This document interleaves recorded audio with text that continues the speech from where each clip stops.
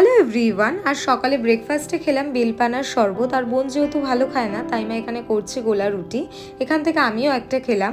পুরীতে এই ট্রলি দুটো নিয়ে গেছিলাম, আজ মা সকালেই ওয়াশ করে দিয়েছে, এখন শুকিয়ে গেছে তাই ঘরে নিয়ে যাচ্ছি।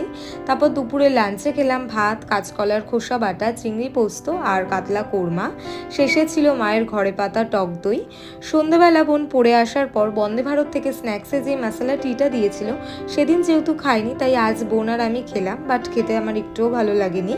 রাতে মা বললো আটাটা মেখে দিতে, ডিনারে যেহেতু আমরা সবাই রুটি খাই আর আজ রুটির সাথে মাশরুম খাবো তাই ভাবলাম তোমাদের সাথে রেসিপিটা শেয়ার করি। তো এখানে দেখতেই পাচ্ছ সব গুছিয়ে রাখা আছে, বেসিক্যালি মাই সব গুছিয়ে রেখেছে। তো প্রথমে তেলটা গরম হয়ে যাওয়ার পর ফোড়নে দিলাম জিরে আর শুকনো লঙ্কা, তারপর দিয়ে দিলাম পেঁয়াজ কুচি। পেঁয়াজটা কিছুটা ভাজা হয়ে গেলে এখানে আমার রেড চিলি আর গার্লিক একসাথে পেস্ট করে রেখেছে সেটাও দিয়ে দিলাম, আর তার সাথে দিলাম কাশ্মীরি রেড চিলি পাউডার আর কিউমিন পাউডার দিয়ে ভালো মতো কষানোর পর দিয়ে দিলাম মাশরুমটা। তো মাশরুম সেদ্ধ হতে যেহেতু বেশিক্ষণ সময় লাগে না তাই নাড়াচাড়া করেই ঢেকে রেখেছিলাম। তো দেখতেই পেলে এখানে মা রুটি বেলছে, তো ঢাকনা উঠিয়ে দেখলাম যে মাশরুম থেকে অনেকটাই জল বেরিয়েছে। তো সেটা কিছুক্ষণ নাড়াচাড়া করে জলটা শুকিয়ে নিলাম আর শেষে দিলাম লেবুর রস।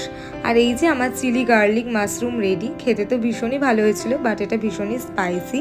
এই গরমে তো মা বলেই দিয়েছে আর খেতে দেবে না। আজ যেহেতু আমার ভীষণই স্পাইসি খাবার খেতে ক্রেভিং হচ্ছিল তাই বানিয়েছি। 6 মাসে তো এক একদিন খাওয়াই যায়। তো এই ব্লগটাকে এখানেই এন্ড করলাম। So by.